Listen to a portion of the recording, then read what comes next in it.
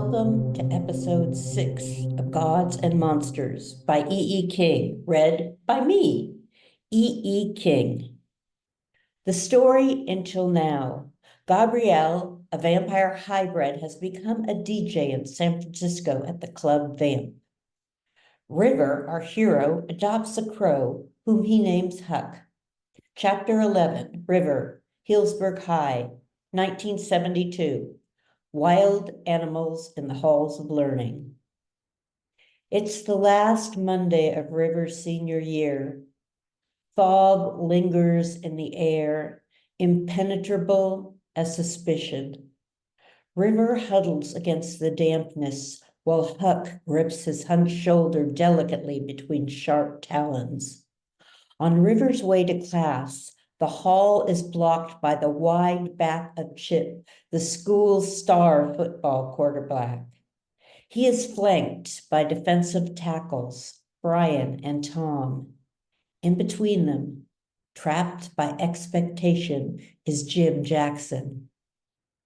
Tall and blonde, Chip's eyes are as blue and empty as an ice cave. Even alone, he is more than a match for frail, gangly Jim. River swallows. River watches. It is like seeing an injured animal caught in a trap. Hey, faggot, Chip pokes Jim just under the ribs, making a sharp, flat knife of his hand. Where you going? Homosexual studies? Jim bends over, exhaling sharply. Brian and Tom stand behind Chip, two muscular pillars. They snicker. Hey, Jim pants, don't start a war of words. You're unarmed. Chip reddens. Don't talk smartass to me, faggot. You ain't funny. When I looked up fairy in the dictionary, there was a picture of you. Well, I'm not the idiot who had to look up fairy. I take it you won't be going to AP English with me, will you?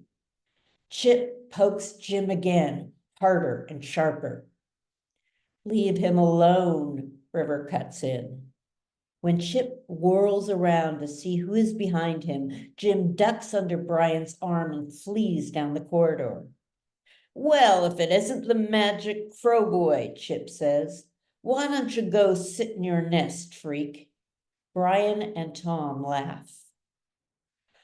Come on, Chip, be a smart boy and go to class. I'm sure you can use it. I hear you have to get passing grades to make the team. And with your record, you're not going to be able to pass a blood test, Jim's voice shouts from the end of the hall. Chip runs toward Jim, but River stands in his way. River is strong and lean. Alone, he might be a match for Chip, but he is outnumbered. Chip reaches for River's throat, but before his hands close, he screams and falls back, clutching his head. Boys, the megaphone of Mr. Megger's Dean of Boys should have acted like cold water on fighting dogs, but Huck is neither boy nor dog. He flies cawing down the hallway, triumphantly clutching a lock of Chip's gold hair. Chip, Tom, Brian, and River are pulled into the office for questioning and recrimination. River is guilty. He has brought a wild animal into the halls of learning. Even though there's only a week of school left, he's suspended. River doesn't mind. It just gives him more time to wander the woods with Huck, seeking treasure in bright mushrooms and damp alcoves. Once, Huck plucks a bullet, silver as a meteorite, out of a mossy blank where it was stuck tip down into a soft sea of green, like a tiny fallen rocket. It is Huck's favorite piece. Sometimes, in deep woods, unseen hands guide River to discover an unknown flower. A breath on his cheek directs his head to follow the flight of a strange insect. Wisdom blows in the wind, and it has a voice that River knows. It is his uncle Rios' voice. There are many reasons spirits ramble. Some are made of memory, telling stories to keep a time or a people alive. Others search for meaning or for vengeance. More than a few have unfinished business, and occasionally souls remain hovering like good angels, offering protection and advice. Perhaps this is why River does not fear the voice of Rio in the breeze. Chapter 12, Gabrielle, San Francisco, 1981, Coffee and Orchids. After Christian's removal, Gabrielle has a private bathroom. No one moves next door to Gabrielle, not even when Marco, against every instinct in his being, lowers the rent. He considers raising Gabrielle's rent, but something in Gabrielle's bottomless stare prevents him. Gabrielle has arrived with nothing. He buys some suits, black and sleek. He purchases silk shirts, dark and gleaming. He acquires vests of satin and velvet. On anyone else, they would have looked ostentatious, but on Gabrielle, they fit. Gabrielle likes vests with their slim embrace and secret pockets. They cover a multitude of flaws, stains, wrinkles, an empty pocketbook, a stolen key, or a hollow heart. Carefully, slowly, he obtains a few possessions. He doesn't buy much, but whatever he gets is the best. Silver cutlery, a mahogany coffee grinder, a French press, and 2 crystal wine glasses. He stocks his cupboard with fine ground coffee, rich cream, cinnamon, dark powdered chocolate, and nutmeg. He favors sweet, pure butter, fresh croissants, and at dusk, 1 glass of rich, full-bodied blood red wine. Gabrielle grinds beans and brews coffee strong and dark. When he pours in the rich cream he favors, it froths, rising to a perfect steam dome. He discovers an herbal store that sells lavender cigarettes. He likes the feel of slim cylinders between his fingers. He admires the elegant satin paper that matches the texture of his shirts. He has never liked the smell of tobacco on his clothes or in his hair, but he enjoys the scent of burning blossoms. He pleasures in watching smoke curl from his mouth after morning cappuccino like a misplaced fog. He begins collecting orchids and placing them on the window. His collection is vast. Under Gabrielle's care, whose touch has always brought death, the orchids flourish. Perhaps it is because the alien beauties are as unusual, seductive, and deceitful as Gabriel himself. Or perhaps it is because sometimes even devils have guardian spirits. A few of the orchids have full, pouting, maroon-spotted petals like dappled lips opening onto harsh orange throats. Others are wiry, delicate, deadly hanging spiders. Some stand like rakes of monks, green hoods overshadowing brown velvet cassocks. Each morning, after brewing 1 perfect cappuccino, Gabrielle sprinkles coffee grounds around the flower's bare-reaching aerial roots. Coffee is chock full of nitrogen. Usually, the grounds are too acidic for orchids, but Gabrielle's grow just fine. Chapter 13, River, Hillsburg, 1972, night fires burning.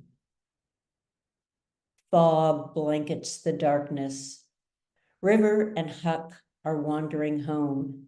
It is cold and damp. In the woods, a dozen boys and 5 girls huddle around a bonfire, warming themselves with cheap beer and cheaper vodka.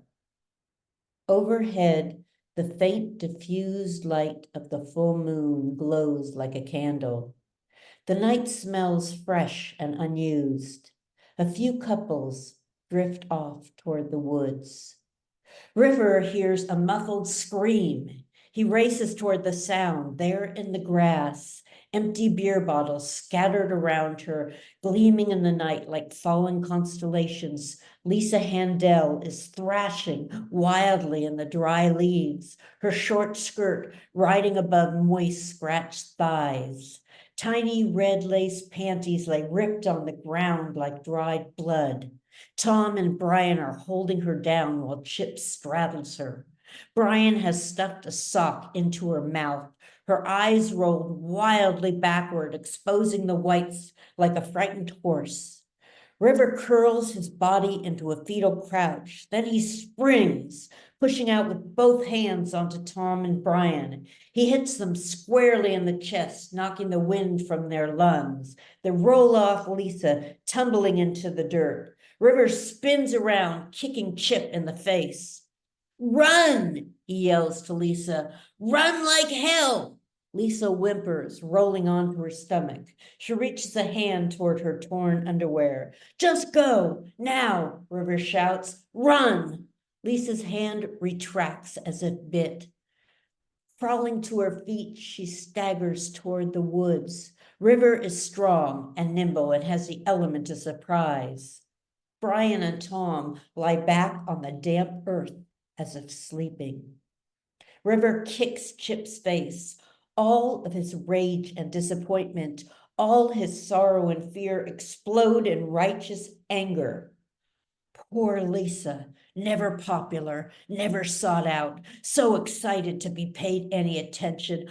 I'll bet she was thrilled to be asked to a party. You shit, he yells, kicking again and again at Chip's face, crunching the cartilage in his nose. River dances on his outstretched fingers, delighting in the delicate crackling of bones beneath his feet. But Brian and Tom are used to being tackled. Now, with slow, deep inhalation, they rise. Brian pins River's hands behind him. Tom grabs a beer bottle and smashes it on a rock. Slowly, deliberately, he takes the broken edge and draws a vertical line up River's face, connecting mouth to scalp.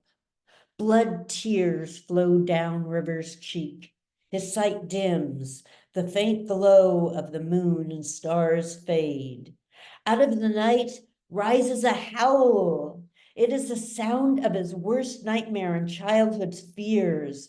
In his mind, he sees Gabrielle's pale, perfect body, unmarked and unmarkable. In their room, old as time and cool as death, the sisters sit. Nana is weaving 4 shirts. 3 are bright crew necks, pullover sweaters. The necks and arms are large, but Nana has run out of yarn. They are not even half woven. The 4th shirt is of gray coarse wool. Its strands crackle slightly, tickled by static electricity. The only other sound, steady as a pulse, is the dull scraping of scissors being sharpened on a wheatstone. Chapter 14, Gabrielle. San Francisco, 1981. Chemistry. Gabriel contemplates his orchids. They are the only living things that have ever thrived under his care. Yet, he feels no affection for them. Truth be told, he feels no affection for anything, no joy or despair, no love or loneliness. Nonetheless, the orchids prosper, embracing their pots with hairy roots, sending twisted stalks toward the light. They also waft pheromones, the perfume of reproduction, into the air, enticing winged insects with floral treachery. Every orchid has a unique pollinator it lures to gather pollen by cunning and subterfuge, Rios says to Gabrielle. But Gabrielle, usually so finely tuned to the supernatural, does not hear him. Fly orchids mimic and exude the genital scent of female flies, but the orchid's favorite fragrance is slightly different, richer and more glamorous, familiar yet exotic, a redhead in a room full of brunettes.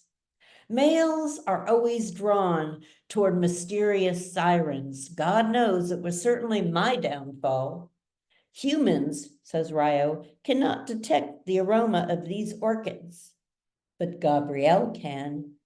He doesn't smell it, but it makes the air around him heavier, denser, filling emptiness with meaning, packing the space between molecules with desire and deception.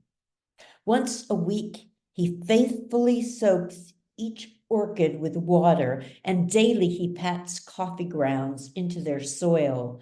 When their furred roots brush against his fingers, the hairs sizzle and burn, scenting the air with acrid smoke. As Gabrielle watches, the roots divide where they have been scorched, sending forth new shoots. It is as if pain is making them propagate. The shadow of death, shading their leaves, fosters fertility. Gabrielle does not know that the way to make an old tree bear fruit is to hammer a nail into its heartwood. But it comes as no surprise that a foretaste of mortality generates the desire for continuance. Join us next week. Next week, often just when River is beginning to feel a place might become home, a howl rises from some dark night place, making the tiny hairs on River's arms and neck prickle. The next day, he'll pack his bags and wander further down the coast, fleeing a nameless fear, traveling toward an unknown destiny. Thank you for joining me this week for Gods and Monsters. See you next week. Bye-bye.